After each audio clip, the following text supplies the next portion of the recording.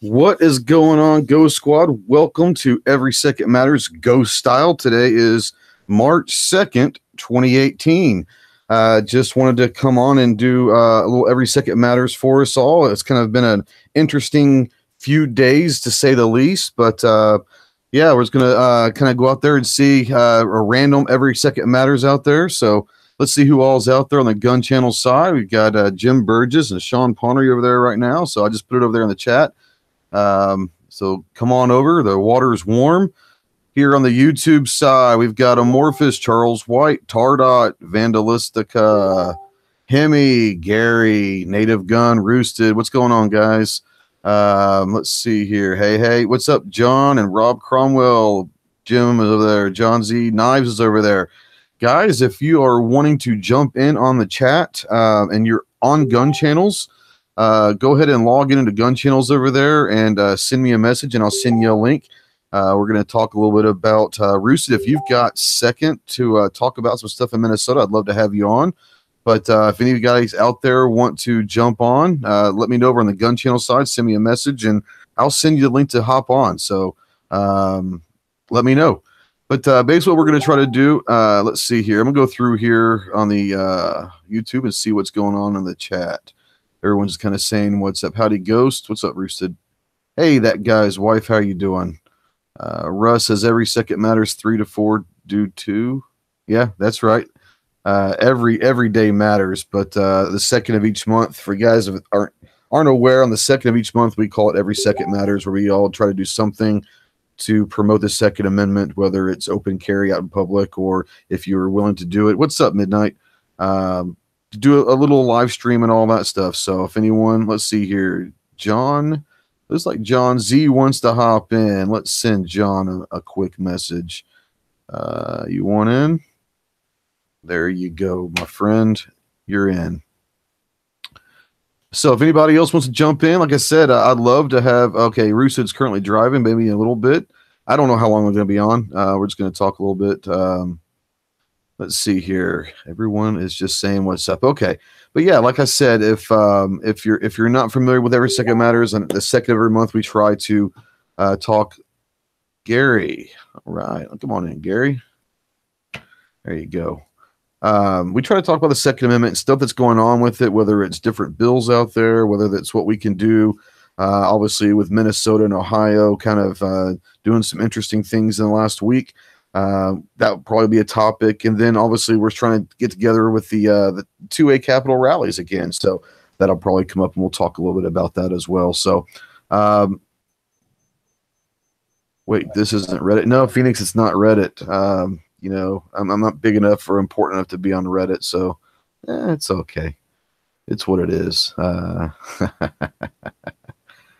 All right, so let's start talking. Let's see here. Have they jumped in yet? All right, let's say hi to John and Gary. What's going on, guys? Jump on in. Hey. How's it going? What's up, Moo? How you doing? Storm, what's going on? John, Gary, you guys got anything that y'all want to start out with for the Every Second Matters chat? Remind everybody that, like those Second Matters, get at your T-shirts. Do what you are allowed to do within the law in your area, and let's try to get some information out there, the correct information, not the media's information, not the left's information, the correct information, nor the right's information. Let's get out the correct information out there to people. Yeah, I had a 30-minute discussion out at work with two of my coworkers trying to explain to them the correct definition of an assault rifle. That was fun. How'd that go for you? Once they understood what I had to say, you could see their view just totally do a 180. It's like, oh, I didn't know that. Like, well, and then they said, well, you've only been into guns 3 years. How do you know all this stuff? And I said, if you're going to be an advocate of the Second Amendment, you've got to know what you're talking about first. Yeah. And I think it's important when you have a job, when you have kids, when you have families, so too holds the same truth for when you have a hobby or just something you enjoy, or, I don't know, when you appreciate something like, oh, I don't know, the Constitution and your rights, that you be well informed. Yeah. Yep, no There's doubt. there's certain things in life that we shouldn't just go into all willy-nilly, you know. And it's not that hard to find information out and educate ourselves. No, and see that's where it gets dangerous is, and I love, we'll just take the firearms community for a second here, but I love the fact that there are people willing to jump in, and especially people that are new to firearms, let's say, that maybe don't have a whole lot of experience and all of that or knowledge, and they're willing to jump in, and that's great. I have no problem with that, but educate yourself maybe before you dive into the deep end. The problem we're having is there are people out there, and there are actually people that are been around for a while that claim to know a lot about firearms, but they're passing out information out there that is dangerous because it's not accurate. And that's the part of what's going on right now is we don't have the luxury to pass inaccuracies around. We have to be on point. We have to be organized. And a lot of people out there are trying to do the best they can. They're trying to be involved. And that's wonderful. But make sure before you go do something that you're throwing accurate statements and facts out there, because the last thing we need is to be looked upon as a group that is passing out false information, because we know that's being done on the opposite side, and we talk about that media all the time. We can't do that ourselves. You know what I'm saying? Right. That's what. So let me elaborate. When I say educate yourself, I don't mean just make stuff up like the that's what, yeah, exactly. Or the left or the media. When I say educate, let's educate ourselves, meaning we need to go out there and find out the correct information, not expect it to come to us. Right. There is information out there. There is correct information out there. We have to use our mental capabilities to determine what people are just spewing out there and what's factual. For sure. 100% agree with that. Yeah. We had and this is kind of not going along with Every Second Matters, but it kind of is. There is a channel that, Clover and I kind of make fun of on occasion, but put out a video, was it yesterday? And it was more talking about the YouTube, and there's a channel that I guess is suing YouTube for censorship and all that. And he's putting this video out saying that we got to go join this fight. We got to help, send money to this guy's way. And we've got to go sue YouTube, and they're censoring us and all of this stuff. And Clover and I kind of went off on him in his comments, and it was like, Pards, as much as we would like to think that YouTube is censoring us, there's no court case here. It's a privately owned company that we're using their services for free, and we agree to their terms of service. Now, we may not like what they're doing, but there's no grounds for a lawsuit. As much as we would like to think that there's no grounds for a lawsuit. And basically what I told him, Clover went into a whole spiel, just basically schooled him like there's no other. But I basically told him that if you don't like it, then don't rely on YouTube being your only source of your media. Diversify over multiple platforms. And if you don't like what YouTube's doing, you can always leave YouTube. But if you're going to stay, then you have to understand that there's not a whole hell of a lot we can do, Can I play the devil's advocate here for a second? Absolutely, as Midnight would like for me to say. So, like you said, it's a private entity. Yep. And they're apparently, according to the government, free to do as they will. The problem with that is when stories come out that they hired a far left-wing extremist group to bring in their people to determine what should be censored. Cover up. Correct. Hey, what's up, Clove? Somebody say Braden. Somebody say Braden. Little bit. I was telling how much you and I made comments. So, and John's playing devil's advocate, which I love. Go for it. So go ahead and continue. So like Clover said, that's the cover up, and they're saying, why? Do you know why it's a cover up? Why? It's a cover up because they cannot put out there that, hey, anti-gunners did this organized attack and ended up reporting videos, which triggered the algorithm into striking channels. They can't put that out there that can be done. If they put that out there, then governments, operatives for governments, other anti-organizations, pro-organizations, look at all the chaos you create on YouTube at that point. If they put out that that's possible, they can't say that. They have to have some type of cover story. The whole Southern poverty law as moderated, that's a cover up, dude. It's a cover up. There's no doubt. There's no doubt. It's a cover story. It's all it is. With the Southern Poverty Law Center, I believe is what it is, isn't it? Yeah. Yeah. So when you do things like that, I could understand why people react the way they do. Yeah. I could totally. It's legitimate. Oh, and then I'm you have stories like.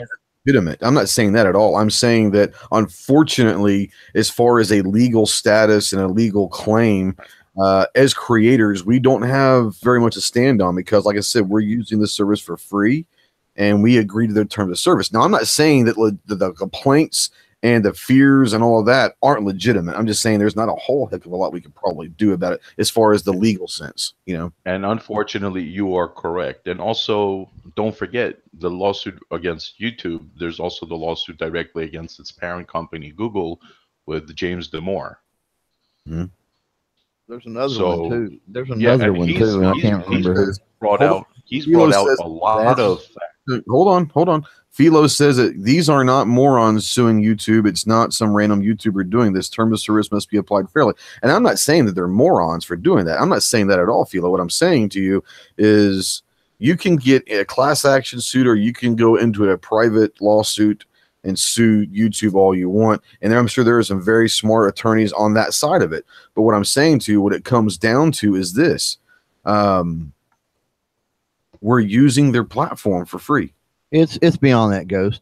I know it is. I know it is. But I'm just in the grandest scheme of things, it's going to come down to the terms of service. And the problem we're going to have is this: is we all have seen, and you talked about touched on this briefly, Clover, maybe last night, I think, but you know, we've all seen a lot of weird things happen with YouTube, and we all have to understand that YouTube is ever evolving. Their algorithm's always trying to learn. There's so many people that they're having to outsource different things, YouTube is, to fix this stuff, and they try to fix it on the back end. The problem is it's still jacked up. I don't think it's ever going to get fixed, but I don't think that they're maliciously out there trying to say that gun people or we're going to take your First Amendment rights of freedom of speech away from you. I just think that there are maybe key words and key phrases that everyone seems to be using that's being triggered. I don't know. I may be wrong about that. What do you guys think? I'm gonna play a little of the devil's advocate here again, because, and I'm gonna say this. I'm gonna make it very quick. Yeah, the lawsuit against the Google, the parent company, is a example of how you take advantage of your financial. John, you're roboting pretty bad, bro. You take people down. And in Google's case, they're taking down their own employees that don't agree with what they say. Aren't there laws, or shouldn't there be laws against even private entities discriminating against employees for that? And that's why there's the lawsuit. No, I understand that side of it. There's a difference. There's a difference between internal, because a couple of these lawsuits you're seeing out there don't really have anything to do with the creators. It has to do with the corporate structure. It has to do with it. You've got to separate the two. We are not, we're sort of quote unquote contractors for YouTube. We're not employees. So it's a whole different set of rules. That's why if you look, and I'm gonna tell you what, Firearm Friday tonight, this is gonna be our topic. I've decided because I've had to talk about this way too much, and there's way too much to cover to just do it sporadically. We need to dive into it. But since the Robbins versus Pruneyard, or Pruneyard versus Robbins, I don't remember which way it is, case of 1980, all of that's pretty much been decided. I mean, and it's done. they narrowed the focus on decisions all along. I mean, the case involves the Second Amendment. It involves free speech with Constitution of varying states. Involves in latter years. What is it? The Internet.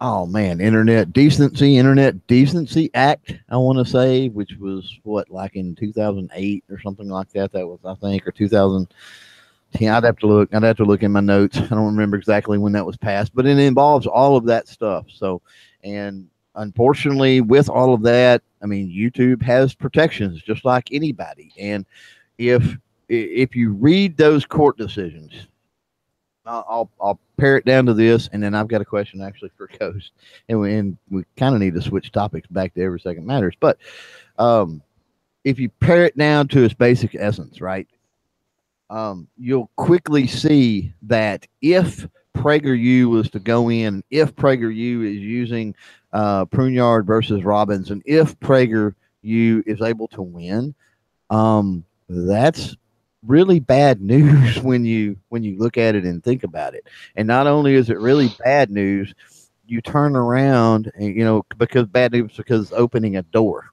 Okay. But how does YouTube proceed? How do they enforce it? I mean, then you've got all the complications that go along with that. So yeah, we need a very long, lengthy discussion on that. Is what I'm saying. Ghost, throw this out. When you were talking about, when did you get your lower? I just want to throw this. Go ahead, John, real quick. Go ahead. I just want to throw this out. It's the Communications Decency Act of 1996 was the first notable attempt by the United States Congress to regulate porn. In 1997, in the landmark case of Reno versus the ACLU, the United States Supreme Court struck the anti-indecency provisions of the act. Right. Yeah. As far as my lower thirds go, I just jumped on the lobby chat about half an hour ago, 45 minutes ago, just to say, hey, see what's going on over there. And it popped up on my screen. It says toolbox. So I pushed it and I was like, hold it. That's why I sent you a text. I don't know if you got my text or not. I didn't. I guess I didn't look. But I sent you a text saying lower thirds are back. So awesome. We jump in the lobby and the toolbox was there. So I said, okay, they're back. Right. Yeah, we were just talking about that. So yeah. Yeah, we were. Awesome. All right. So I'm all talking about all the YouTube stuff, and I love that, but we can do that for a different day, and we can do that tonight on Clover's chat. This is going to be more of the Every Second Matters. So I'd really like to get into kind of what's going on in the gun community. We all know there has been several things that have happened over the last few days. We'll start with Gary. Gary's been kind of quiet over there. Gary, what all do you have that's going on in Kansas, or do you have any thoughts about what's going on throughout the country or anything like that with the Second Amendment? Well, I just posted something out on Facebook this morning about that I read that the Kansas legislature is considering a red flag law, similar to what other states have, where they can go in and confiscate firearms based on a court determination that somebody is dangerous to themselves or to others. Yeah. Very That's kind of scary what they could do with that, because the definitions are cloudy. Well, that's going to be the biggest problem is when you're allowing a court to decide whether or not a person is mentally fit enough to own a firearm. You're up to the discretion of that judge. You're up to the discretion of his beliefs, because if your mental capabilities are brought up in a court of law for whatever reason, whatever it is, and a judge is the one who's going to determine whether or not you're fit or not, you very well could have the most liberal person just have me sit on that bench that day that hates guns with a passion, and he's going to say that everybody that comes across. And yes, you can appeal it and you can do all that, but that's going to take a lot of time and money that a lot of people might not have. So yeah, it's a very slippery slope when it comes to mental illness and being judged literally by a judge of whether you're able or not to own a firearm. Now that's bad enough as it is, Gary. My biggest problem with this whole red flag thing is law enforcement being able to come and confiscate your guns. Now that's going to open up something. We're talking about not just the Second Amendment being attacked here, but the Fourth Amendment being attacked. It sounds like to me that they're just taking the Constitution and ripping it up and saying we're going to kind of rewrite this as we go. And I'll this throughout the room, guys. And this is not necessarily a formatted show; it's more of a free for all. What do you guys think about the Fourth Amendment being infringed on so many of these bills now? Presume if they can come in your house and ask for your guns, they can come in and search for them too. As far as I know, that's what they're saying, is that law enforcement can come to your house and confiscate your guns. I don't know too many people are just going to hand them over, so they're going to have to go search for them, and I'm sure they'll be under a court-ordered, search warrant. But still, they're coming into your house and taking property that you've bought legally at the time that you bought it. They were legally purchased, and because a judge or someone has said that you're mentally unfit to own a firearm, that they can just come get them. That scares me that they're going to send law enforcement into your house. It sounds very militant to me. It's scarier than even that, because that's basically not what they were talking about. Pence was talking about somebody just making the claim, or being reported, yeah. And then Trump's like, "Oh, we go take them all first, and then we sort it out later on." And I'm thinking, okay, right. whoa, hang on a minute. This doesn't even have to apply to guns, right? I mean, they could say, what's stopping them from going, okay, we need to take his car, we need to take the TV, we need to take all the DVDs and the computer and you know what I mean? I mean, they could essentially take everything in your house, or even your house as well, if you own your house, right? Or maybe even your land, right? So, yep. Bruceson says, what about due process? They're talking about doing away with due process, my friend. That's what they're talking about. Due process won't exist in certain situations if this goes through. Go ahead. Sorry. Did you guys hear about Massachusetts? Massachusetts talks about how an gun ban. You broke up. I didn't hear. That would be really bad. Massachusetts police officer had talked, discussing how even getting a traffic ticket could possibly lead to a gun ban with everything going on these days. Yeah. So that's pretty bad. Yeah. Now we were talking earlier, we mentioned Minnesota and Ohio. In Ohio, the biggest thing was the red flag they're talking about. They're talking about doing the bump stocks and all that, as most states are probably got someone trying to do that. But, the Kasich, which really bothers me about Kasich is he was very close. Very close to winning the Republican ticket in the primaries. And he could have been the Republican nominee for president. And I think that there were a lot of people that actually wouldn't mind that. But now he's on the forefront in Ohio, supporting, once again, this red flag bill that's going through. And it's a 6-part bill, banning a lot of different stuff. But is it discerning to anybody else besides me that we have a high profile Republican that was very, very close to being the nominee, that is 100% backing up gun control? Is it just me, or is this scary that we're having turncoats left and right? We're talking not just turncoats, we're talking major turncoats, even to the point where Trump seems to be like a turncoat right now. Well, thank God that during the voting in November, almost a year ago, people were smart enough to see through that. And now, especially people like Kasich, and we all know why, because their voting time is coming, and we see what the true colors are. Yeah. Well, you're also talking about midterm elections coming up in November. You're talking about, there are a lot of people that at one point was trying to get as far away from Trump politically as they could, because they were worried that they would get lumped in as one of Trump's guys and wouldn't get reelected. But I think what he said, what we're talking about now is when it comes down to the nitty gritty, we're seeing the true colors. The problem that I have, and this is just me, we talk about this being there being our representatives to the Senate and to the House of Representatives, both on the state and federal level. We talk about that all the time because they are elected. You know, in the true sense of the word, we were a representative republic. You know, when those were formed, and it, to me, you know, first of all, when they decided that the Senate was now going to be an elected position, where before the Senate was not supposed to be an elected position, it was supposed to be chosen by the representatives of the state and all that, to where we didn't necessarily have the input of the Senate. They chose that. Now it became this. So it's very, very political. The problem I'm having is this. They're supposed to be representing their constituents, but you know, there's a whole lot of them that are not. They're representing their funding, their supporters as far as financial backers. They're supporting everything they can to do to stay politically strong. And the issue is the vast majority of people that don't really pay attention to much politics don't see this, or they don't understand it.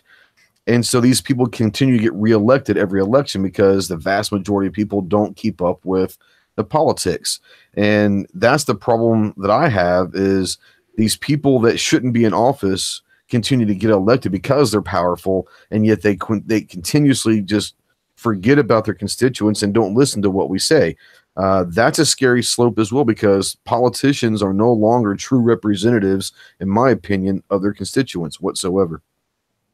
You mean they're no longer representatives of the people, rather than their constituents? Yes, the people they're supposed to be represented, they are not true representatives anymore.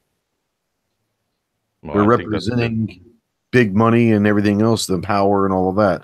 They're more worried about getting reelected than they are doing good in Washington or at the state level anymore. I agree with you wholeheartedly. I love Jim's comment out there and totally agree. Go ahead and bring it up, because I was getting ready to read it. He says the 17th Amendment is a huge mistake. The states were supposed to be what the senators represented, or yeah, that's true. Originally, it was set up, and the founders did that in the grand interest of checks and balance, you know, of power and all of that good stuff. That with Congress, you have the House and the Senate, and the House side was supposed to be representatives elected by the people. Senate was supposed to be representatives provided by and elected by the state legislatures, which in essence also are part of the people, but it's not a national, statewide, whatever public, you know, election. You know, it's so in other words, if you vote, you know, if you was to vote conservative, have a conservative legislature, then, you know, you would most likely have conservative senators in the U.S. Senate. So when they went to popular election like that, that really screwed things up as far as the states. And if you look at your history, that's where states' rights just started falling off, because they don't have that representation as a state in Congress. Yeah, for sure. Georgia and Roosted, they want a link. Both of you guys, go ahead and send me an email. I know, Roosted, you're driving. Georgia, I'm not sure if you're on GunChannels or not, but send me an email at live@ghosttactical.us, and I'll send you the link. You guys are more than welcome to jump in. The more discussion. I really want to get Roosted in here, because he's in Minnesota, and he was on the front lines of what happened the last couple of days. So I really love for him to get his. Georgia, if you want to get in, absolutely, just send me an email real quick, and I'll give you the link. So come on in. Yeah, the 17th. Yeah, you know, the whole idea of the representation has changed over the last 240 some odd years. The problem is everything is, like you said, it's becoming political, and it's not. People aren't running for office anymore to make change. I think that there's a small part of them inside that wants to make change, but I think once they get there, they realize that change is extremely difficult to make. It's more about positioning yourself for that power, positioning yourself for re-election, and aligning yourself with the right people. Unfortunately, that's not governing, that's politicizing everything. So that's what I'm worried about, is the governing side of things is so murky that there's no such thing as taking a bill on its own merits running it through the room, voting yay or nay, and then going through. You're going to spend months in subcommittee, then another month in committee. Then you send it to the floor, and everyone's going to want to attach writers and all of this stuff to it, to where when it does get voted on, it is a fraction of what that initial bill looked like. We can see what happened with HR 38. We can see with many different pro-gun legislation, things that have tried to go through, and, SHARE Act and all these things, they're shelved for maybe ever. We don't know. We hope not. But that's how politics works, and that's a shame that, gone are the days of governing. And Clover, you and I talked about on the phone or something about Mr. Smith Goes to Washington. And, he goes to Washington as this newly, he's ready to go. He's ready to make change. He's ready to do right in Washington, and ends up just as corrupt as the rest of them. And so it's an interesting, and it's not just something new. It's been going on. And that movie was made back in the 40s or 50s, So it's not like this is anything new. It's just, it's sad that it's evolving. And when you're under the microscope of CNN and Fox News, of 24 hours news, anything you say and do at this point is going to be news. And so everyone's so careful at what they're saying and all that. Man, I'm really looking forward to a politician that stands up and says, I'm not a Republican. I'm not a Democrat. I'm an American. And I'm going to speak what I have to say. And if I do get elected, then I'm going to go and not care about re-election. I'm going to try to do what I can do. And maybe it's nothing, but I'm going to do everything that I can do to make positive change for what my people are sending me to Washington for. And I don't know if we'll ever see another one of those again or not. I hope we do. I don't know. Let's talk about all right, now Trump's made the news in the last couple of days. You guys have any ideas and thoughts on some of the comments that have been made by Trump in the last 48 to 72 hours? Sounds like he's changing his mind a little bit. I'm thinking maybe he had a stroke. I don't know. Too much self tanner has finally done brain damage. I don't know. Apparently, it wasn't a huge stroke. It's huge. He would only have a huge stroke. My strokes are huge. Okay, they're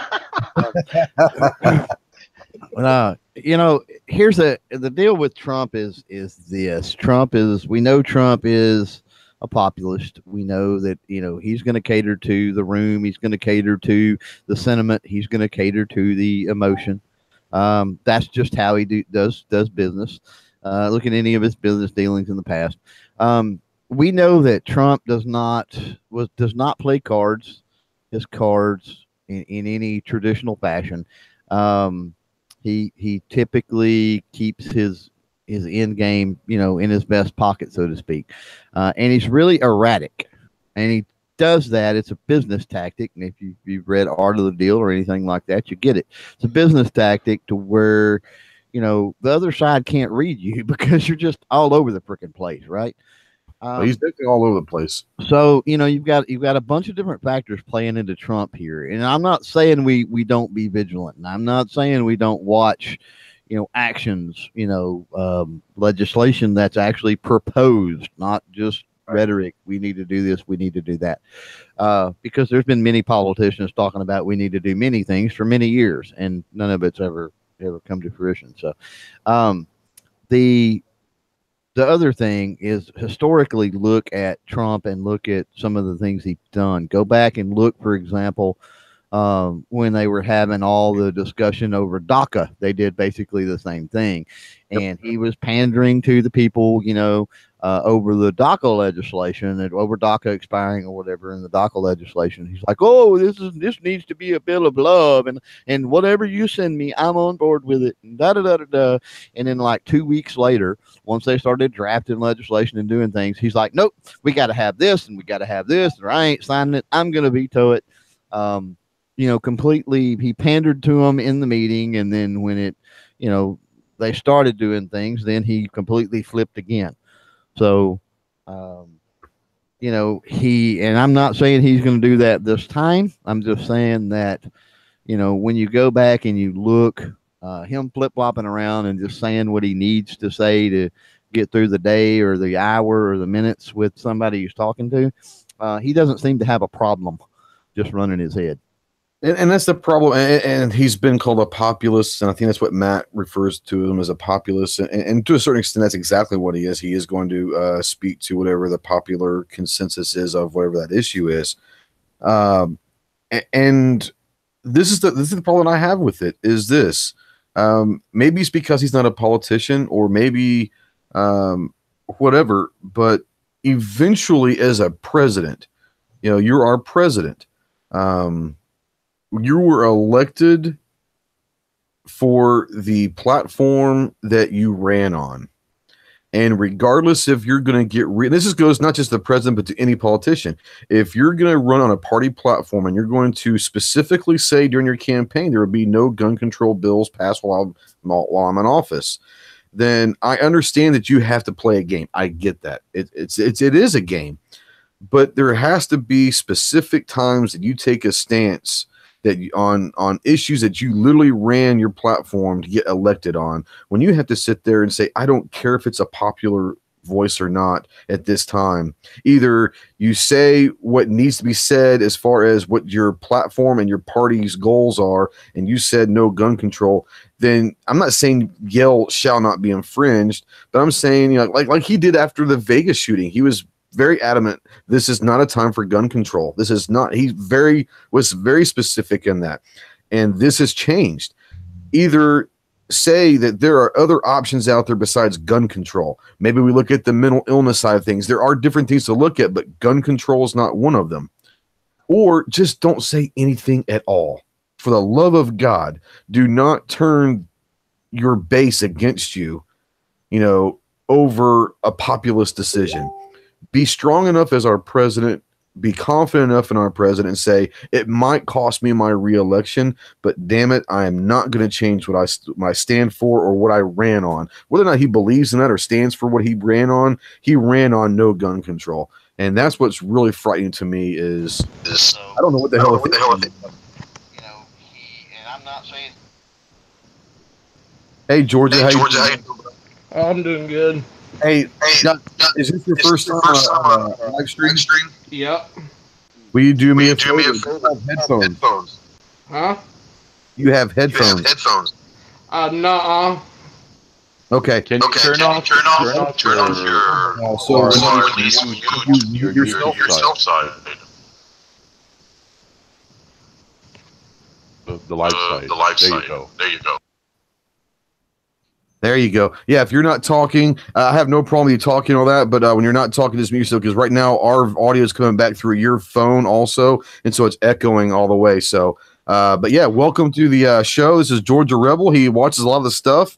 Loving having you on here, and welcome to the and Tack Daddies out there too.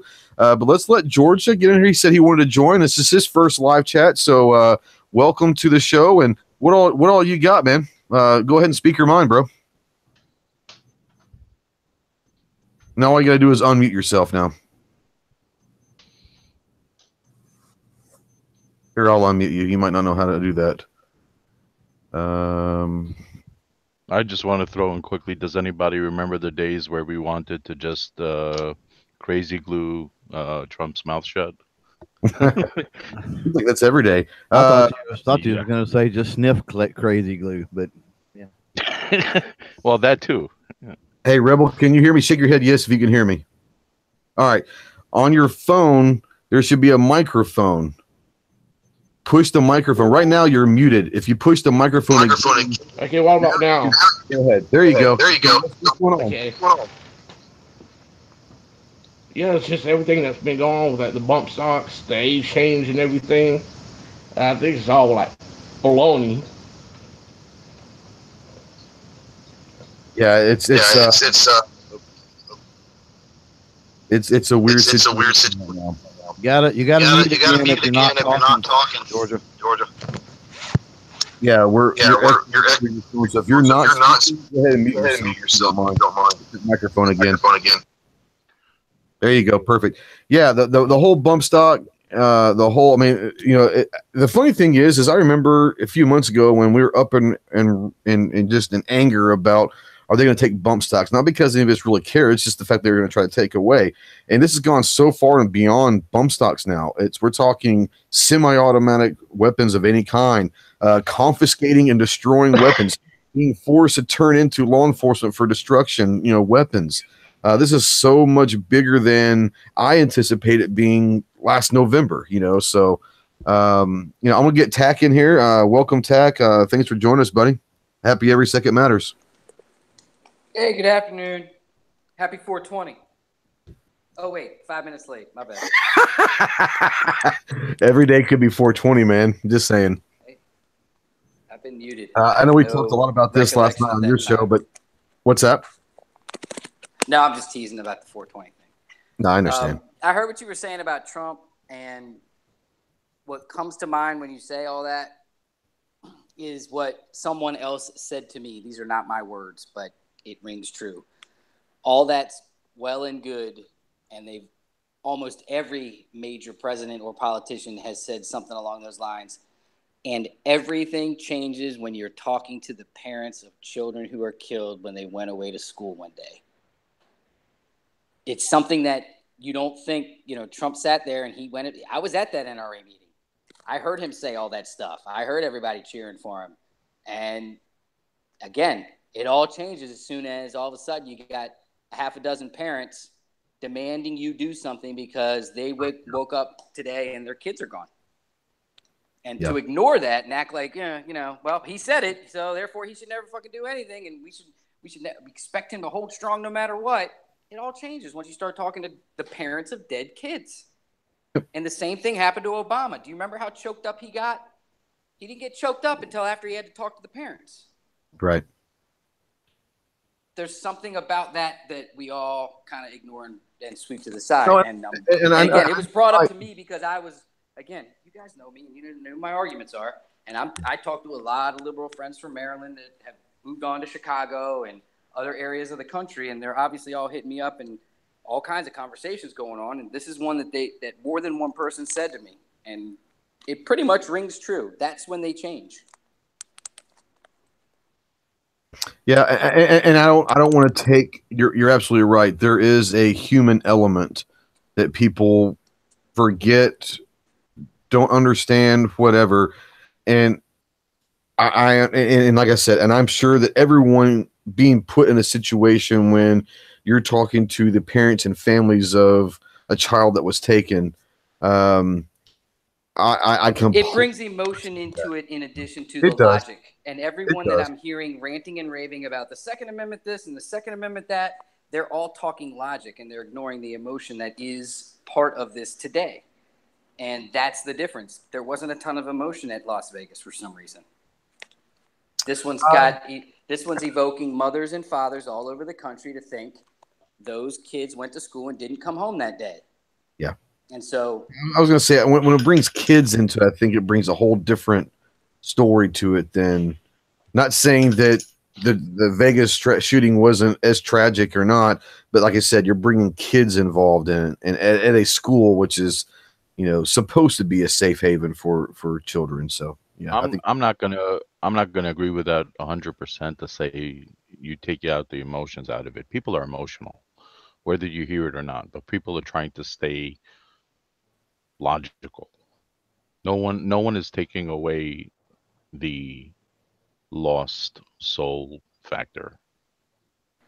I'm not saying that they are. I'm saying that that's the factor that affects a president who made promises. Yes. Not just this one. Not just this one. Exactly. I agree with you 100%, but I don't think we should, for whatever reason. Sorry, Jim. Right, but I don't think we should say people lose that. They may not be expressing it as much because they are trying to stay level-headed, or at least some people are trying to stay level-headed. I, for some stupid reason, just watched what I'll say is the last IV-888 video I'll ever watch with their gun gripes. Well, their gun gripes, they didn't mention 17 people once. So to say that everyone, no, the people that are out there talking the loudest, they don't care about the emotion side of it because they're sticking to their logic. Yeah. Again, it's the big fight I got with my brother last night. I get it. I'm just pointing it out to everybody. And I'm not pointing fingers. But I'm saying. Oh, no. I understand. what you're, and it's true because you're one of the people who typically argue on the logical side, and you've been personally touched by this, and now you're having to use that emotional side because it's just what it is. And so, last night was interesting for me to watch you and Ross because, you typically, I mean, there's always little, brotherly love knickknacks in there, but you're usually one of those guys that do take emotion a little bit, but you're very logical also. And I was using logic against his logic because his logic but you were also much more emotional than he was. Right, He was right, emotional because of the shall not be infringed, but you were going through the actual emotions of a tragedy, and that was really, really interesting for me to watch because I know how you normally are. And last night was a different side. The last couple of weeks has been obviously a different side where there were actually people questioning last night in your chat, is Tack Daddy switching sides? And obviously you're not. But once again, you're bringing your emotions that you've had to go through into play. And so I thought it was the dynamic of it last night was interesting. One of the things I appreciate uses logic, not to use emotions as logic, whereas the other side uses emotions as their logic, and that's not logical. Yeah, I would say that again, looking at the whole bigger picture, a lot of the quote logic of the far right, not one more thing crowd is based on emotion that they believe that certain things will happen if that does happen, versus coming to the table and having a logical discussion, which is all I was encouraging last night. I was trying to open up to the standard audience that watches that show that is, again, for the most part, we know it's 80% pro-gun. Yeah. Maybe more. And I was trying to ask questions, including of my brother, of, all right, so as a nation, as adults, as parents, we say, let's fix this, and this, but we just ignore the gun thing because of the Second Amendment. We just ignore it. And that was my question. Does that really make logical sense? And I don't know the answers, and I don't have the answers. And no, I clearly have stated every time I've gone live, and I'll say it again, call me whatever the fuck you want. I don't care. The 1,600 videos that I made out there showing people safe use, showing people training, showing people, my kids, learning how to use guns the responsible way, showing you how to clean a gun, they're all still there. I still carry a gun everywhere I go. I still will have a conversation with anybody and help them obtain their license and get the right holster and do all that stuff, because the bottom line is, irregardless of the fact that happened here, I firmly believe in everyone's right to defend themselves with whatever tool is available at their disposal, period. Now, I think we can all also say that kid that did this shit here should not have had access to a gun. Agreed. Yeah, I agree. If anyone wants to argue that, we can argue it. But how he got through the cracks and all the failures and all, it all happened. But I think we should all kind of say that's one of the ones that even the NRA would say probably shouldn't have a gun.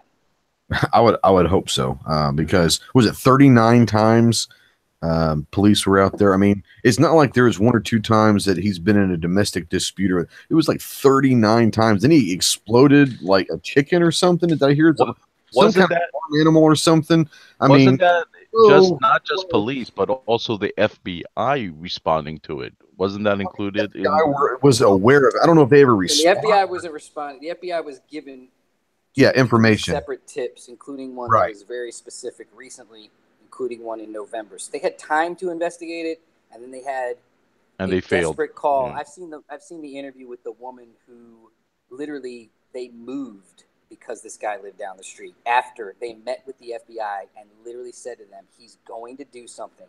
You need to stop him. You need to investigate him. There is a video of a woman out there talking about him. Anyway, all of those failures. But no, again, AKAR 308, 6'5", I don't care. It doesn't matter to me. If you qualify, if you go through the things that this country or your state says that you need to do to obtain a license or carry a gun, and you go through those steps, that's your right, period. End of story in my world. Right, but don't put it on those abiding citizens, the failures of the government. And I understand that's where emotions plays a big role. But are they in really some putting it on people's you? hearts. You already got to go fill out a form. Oh no, I'm not saying it hasn't been put But on they're saying- the people already. Right, but again, enforcement of a real background check rather than just guys come in to take it. Like I said, the number last night, they prosecuted like 30 people that went and tried to buy a gun that had felonies when they had hundreds of people that they could have prosecuted. Could you imagine how many times they could do that every month if they actually followed their requirements? Don't you think people would stop those doing laws? it if they did? Exactly. Sad. All right, we'll come back to this one. I wanted to get Roosted on here. He's on the road right now, so he is joining us via satellite. I have to see that via satellite. But Roosted has been doing a phenomenal job up with the Minnesota stuff. He's actually in Minnesota, keeping up with Early Watch Minnesota up on Instagram and keep posting all that stuff. But Roosted, I wanted to kind of get your opinion on what has happened in the last 48 hours and what you think the next steps in Minnesota are. How we doing, Trey? Thanks for the invite, man. I appreciate it. Hey, man, thanks for joining us, brother. Yeah, I don't know. I guess not real good with words, but I'll do the best I can to explain it. Basically, they tabled 2 bills yesterday with overwhelming majority. So in a short session, that's good news. Hopefully we won't see them again. I'm not really sure what the next step is, man. Staying involved. I tried to do some, meeting up with other people, other organizations, trying to get them onto the early watch so we can all stay organized, get a rally going. I don't really know where it's going to go from here, man. If that HF 3022 goes through, we are all in big trouble. It's a nightmare, dude. It's as aggressive as of a bill as I've seen in a long time. The question came out to me, and I want to post this to the whole room real quick. And is this worse than 2013? It seems like there are some crazy stuff coming out of the woodworks this time that maybe not came out in 2013, but is this worse than Sandy Hook? I think it is. I didn't think it could get much worse, but I think it is too. What do you guys think? I mean, Clover. Yeah, What I do you think mean worse? What were guys- the results of Sandy Hook? I think the left. Together, and when we shut everything down, but I mean, but the stuff that they're bringing up now is crazier, in my opinion. It's more from out in left field, and we're talking more emotional bills and more infringement on the Constitution than we were of just taking care of a couple different types of weapons in 2013. Yeah, well, you learn from everybody learns from their mistakes, right? And the left or the anti-gunners or whatever are going to be no different. So when Sandy Hook happened and they start making all of these proposals, they were a lot narrower, is what you're saying, which I agree, than what we're seeing now. And I think that's a reason they learned from that history. They seen, okay, they went narrow and they really got nothing. So this time, let's use the scattergun approach. No pun intended. And throw it all at the wall, and maybe something will stick. I think that's their play. That's what they're going for. They learned from Sandy Hook, from a legislative, from an activist, I guess, perspective. Right. I think you're absolutely right, Clover. If you look at HF 3022, there is so many crazy, outlandish infringements that they're proposing that they're going to try and sneak others through on us while nobody's watching, because we're watching the crazy stuff. That's, I mean, the whole smoke and mirrors game, that's a political thing that's being used for a lot of things. But I do think that there's going to be a little bit of, it hasn't really even begun yet. I mean, it's starting now because people forget there are midterm elections coming in November. And so the left is going to try to take back control of a lot of those seats. The problem is you think it's bad now.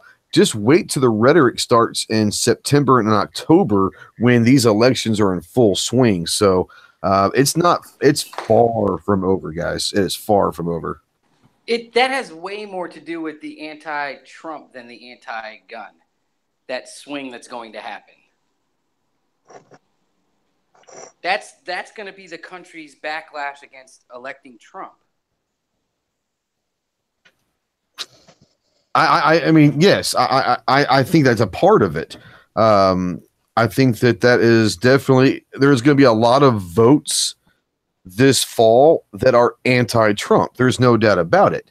But what I'm saying is when you're talking about anti-Trump, in the grand scheme of things, for a lot of people, that means voting Democrat. Okay, not necessarily a different type of conservative. It just means voting Democrat. There'll be a lot more Democrats being voted into office this year because it's anti-Trump. That being said, is the DNC knows that. You know, the DNC knows there's an opportunity for the Democrats to take control of some seats that are going to be crucial for the numbers.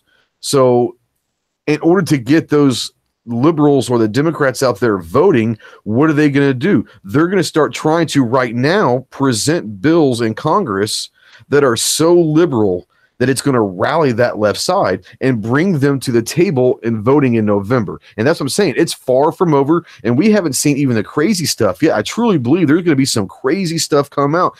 And I'm saying that semi-automatic bans are crazy enough as it is, but I think that there's going to be some stuff coming out in these different states and all that we haven't seen before in gun control, because that's going to rally that left side, if for no other reason to rally them to get those seats in November. So that's what I'm worried about. Is we're just at the beginning tip of some legislation that is coming down the road here.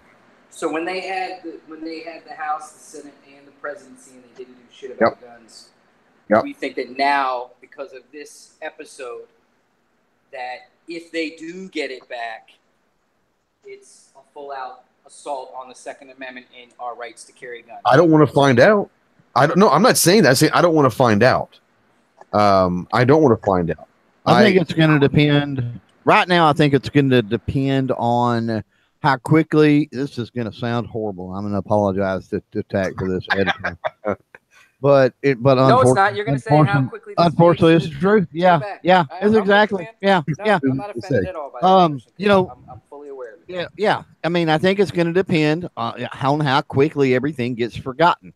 If the popular sentiment and everything is not what it is now, then we have a possibility within the remaining years of the Trump presidency, even if Congress flips. We have a possibility, if this is still not the popular sentiment, all the emotions are high, everything else, we've got a possibility that he may not sign something because, of his, quote unquote, populist status. Right. However, if there's any of this still going on, if they're still pushing all of this, then we've got to watch out. We don't have to have an all Democrat. Trump will sign something that he feels is a popular piece of legislation. I have something to consider as part of that, because I'm starting to see, 2A rallies, rally and tally here in Tallahassee, blah, blah, blah, all these different rallies. And again, for some of those states that you're talking about, Trey, I've read that stuff. It's crazy what they're proposing. Yeah. I'm with you 100%. And there are some states that I truly believe, because of the way that the seats are, they're going to get whatever assault weapon, because I hate that term. Exactly. They're going to get my defensive weapon banned because of the way it looks and how it functions, et cetera, et cetera. They're gonna get some things through in certain states. Here's the bigger thing. There is a much bigger media event that is going to influence many voters coming in March, on the 24th, that is going to be covered nationally. There's going to be marches in every city, a bunch of cities. The one on D.C. is going to have, it already has millions and millions of dollars of celebrities behind it for promotion and all of that stuff. So between now and the elections and all that stuff, we can have Every Second Matters, and we can march on our on our Capitol steps and get the one news station that's willing to cover it, to show a bunch of guys out there with their flags and standing up for our rights when it comes to guns. But there's a media event that's being scheduled right now that, in my mind, is going to shape the next election. Okay. That's going to be the biggest anti-gun rally in the history of the country. It's coming 3 weeks from now. Just making sure everyone's aware. Every second matters. Getting the word out. Matters. That's right. It's coming. It has the potential of being. Yeah, I think you're right. I don't know if it will turn out that way. Side note: the Reicherts will not be in attendance. Just making sure for all the people that want to type in the word FUD somewhere in the chat. Well, right I'm just going to throw it out there, buddy. Last night there were some people that were saying, "Is Kevin a FUD? Has Kevin changed sides?" No, dude. No, he's just he lived this tragedy. He's still living this tragedy, and like you said, you're bringing emotions into something that obviously you have to bring emotions into. We understand that you're not a FUD. We understand that you're definitely still very much pro two-way. So the sad part is people on both sides are still human, and they sometimes, because of the emotional incapacities, hear what they want to hear, not what's actually being said. That's why they say things like, "Is this guy a FUD?" or whatever, because they're listening, but they don't hear. Well, not only that, I'll have anybody come down and hang out.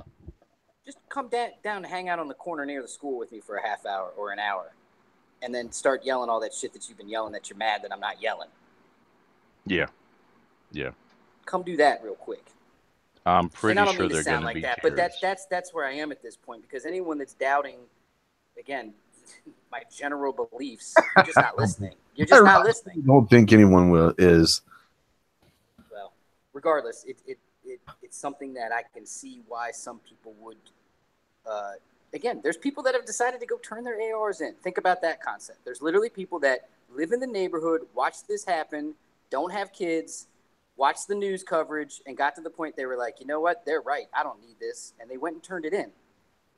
So that's how much it affects people. Think about that. Yeah.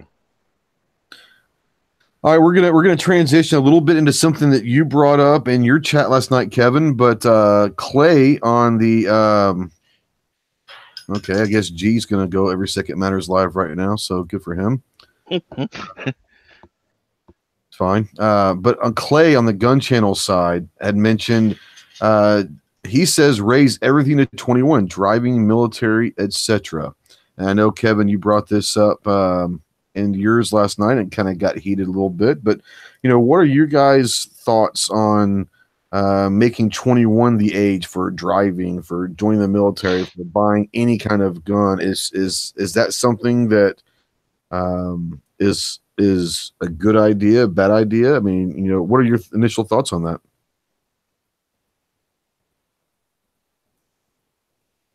Right on. No thoughts, huh? All right.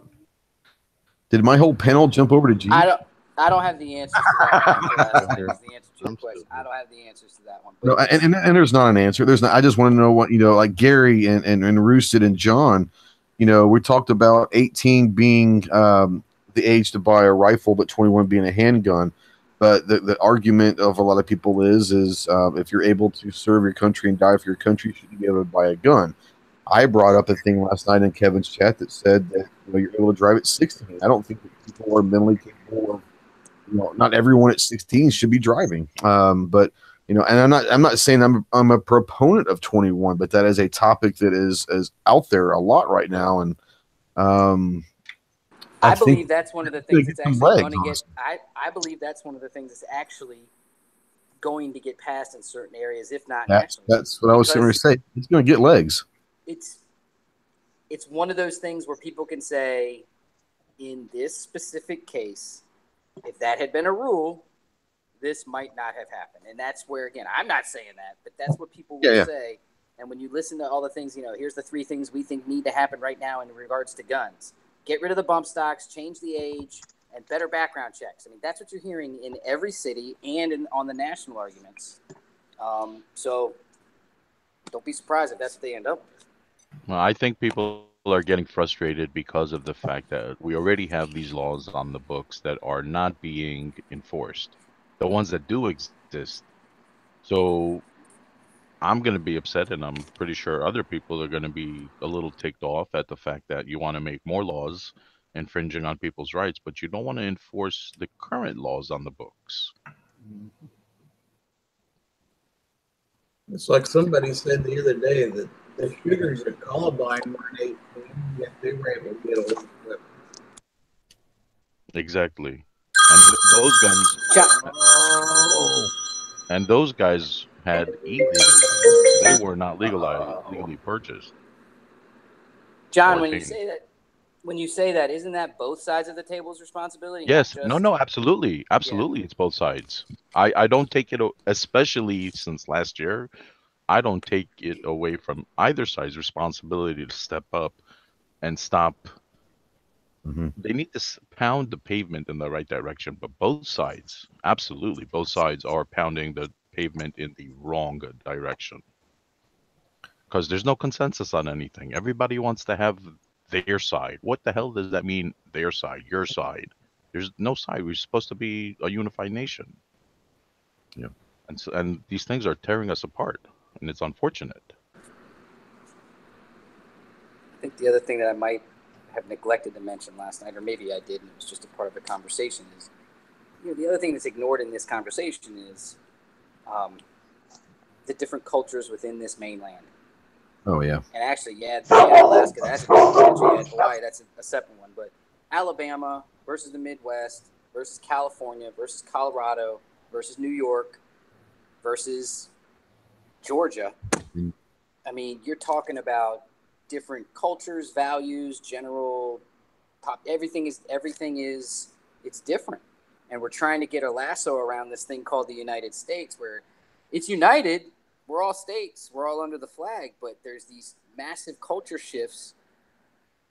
That's a lot of where the extremes, show up, is in an area of the country where it's always been this way. Therefore, why are we even having this conversation? And then you flip it from Texas to New York. Well, everyone that grew up in New York, there's always been cops on every corner. That's what they're used to. That's their background. That's their programming. So we're trying to solve things that have deep-rooted psychological barriers that we're not even really talking about. And I'm no psychiatrist. My mom went to one for a long time, so she taught me a lot. No, I totally agree with you, and I think a lot of other people would be in agreement as well. We've become so accustomed to certain things depending on where we live, and we think that's the norm. Well, it may be the norm where we are, wherever that may be, but it certainly is not normal. Because the more we get accustomed to something, we don't really see what really needs to be out there. We just what we expect, what we're used to. And just like anything else in our lives, whether it's personally or as a group, as a whole, we people get situated where they are and they get comfortable with it. Just because you're comfortable and used to it doesn't mean it's right. Right. Let me ask you guys this, and I'll throw this question out there because Locke's put this across out there, and I'm actually I'm not a big proponent of it, but I'm not against it either. There's some validity to what they're saying. Is he says 18 across the board with a 1-year compulsory service when you quit or graduate high school. All of my friends in countries with this service know and respect firearms in their country. There's a lot to be said about selective surgery, selective service. Good Lord. When you get out to, it doesn't have to be in the military. It could be something like, good Lord, my phone is blowing up. It could be something like, anything to do with, what's that film? The Red Cross, or you're talking about all these different ways that you can serve your country. But, should it be something where 18-year-olds need a year to do something, even if it's not to join the military or whatever? But are 18-year-olds, are they particularly all of them ready to go to college at 18, or would a year giving them a little perspective on life give them something to do? And I think what he's saying over here also is when you do that, and if it is military, then obviously they will be trained with the use of fire, even if it's, and no offense to other armed forces. I don't think that everyone trained as much as some of the, that we trained with them, but even just being introduced to firearms and going to a range for a week during boot camp and fire 50 rounds, it's still something that everyone in America would then at least be somewhat familiar with and have at least handled a firearm to where maybe they do respect it. And maybe, so is that something like selective service or compulsory service? Is that something that might be a good idea to kind of change the way that firearms, because if you go to the military, you will, no matter if you're Air Force or Navy or Army or Marines, everyone's going to handle a rifle in boot camp, I believe. I don't personally, I believe those things would be infringements on people to mandate things. What I will say is it should be up to the individuals to decide if they want to. For example, go into what's that program, the government program where you go from, what is it, like 16 or 17 and finish your high school diploma, and while you're doing that, you're actually working within the government. Be like early Peace Corps. Oh Peace Corps. Yeah, sure. Yeah. Okay. So it should be the individual's option to either do that or go into the military. And I think there should be added benefits to that. There's like the National Guard. That could be something that is not necessarily on the federal level, but a year in service in the National Guard for everybody. Right. At least doing a couple weekends, a weekend a month or something. That could be absolutely. I mean, I'm just bringing up something that might help. Now, Philo's there, and Philo's going ballistic. Man, do you want on? Because I'd love to have you on there because he's emotional out there, and I love that. Phil, do you want on here? Let me know, and I'll get you a link, bro. I've heard people say stuff like, yeah, we should mandate it, blah blah blah, once you turn 18, or if you don't finish high school, you should. I don't think in America it'll ever be mandated, but I think and that's why I don't know. That's why I don't agree with it. That's why I say that those things would be infringements on people's individual rights, personal rights. But I think those people who do those things, don't give them financial benefit, but give them other additional benefits. There should be other benefits. Obviously, the military, when you do the military, there should be financial benefits like paying for college and full medical benefits and stuff. I think the military community really needs to be taken care of more often, but that's another story. Give them other incentives. For example, if you do these things and they do increase the age, which I don't think they should, if you do increase the age, you're guaranteed people taking advantage of these additional benefits of exercising their rights. And then change the voting laws to 18, change the driver's the driver's requirement to 18 for these individuals, not for everybody, but these individuals that go above and beyond. Ruff, you'll say that service, and we're talking about service here. I think we're talking multiple types of service. There's not just limited to the military, but service of any time would give U.S. a stronger sense of community. And he said that some of the splits would disappear, and I think that that's absolutely true. I think that if you're one of these, and I'm just going to throw some stereotypes out there. Okay. If you're one of these kids that never leave the house and all you do is play online video games your whole life and you live in that world, and let's say in high school that you're in that group, and then you have the jock that's the popular kid that plays football, basketball, baseball, and you're that group, and those two groups don't always necessarily mingle in a social aspect. And so, as you grow up, the people that grew up jocks may look at that group as one type of person, and the video game kids look at the jocks their whole lives as that kind of person.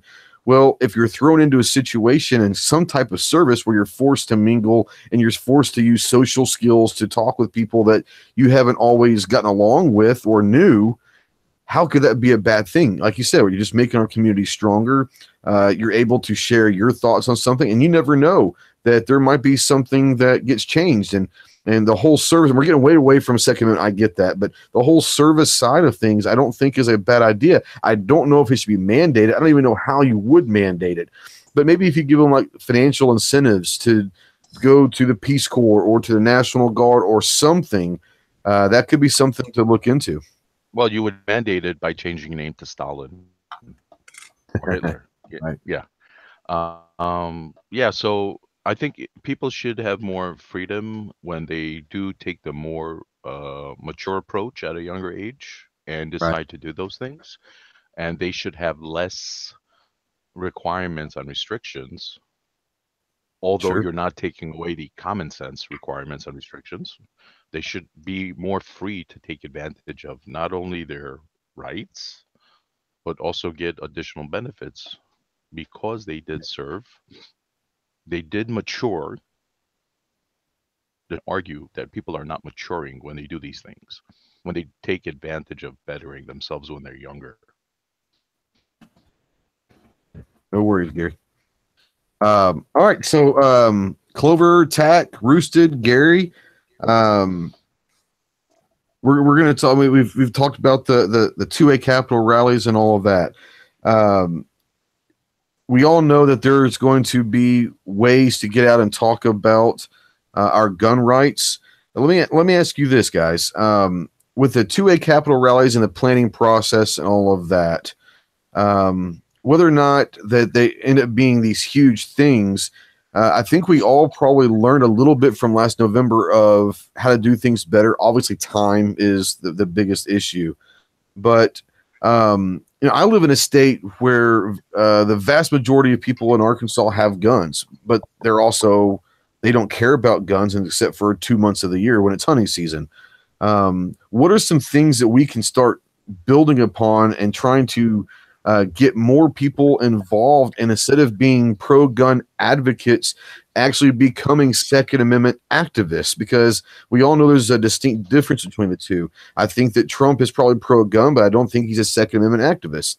But how do we start changing people to make it to where they want to be involved in the movement and speaking their mind? Is there something that we can all start doing? And I'll pass that throughout the room. Anyone who wants to jump in on that, because I think it's going to be very, very important to get many more people involved.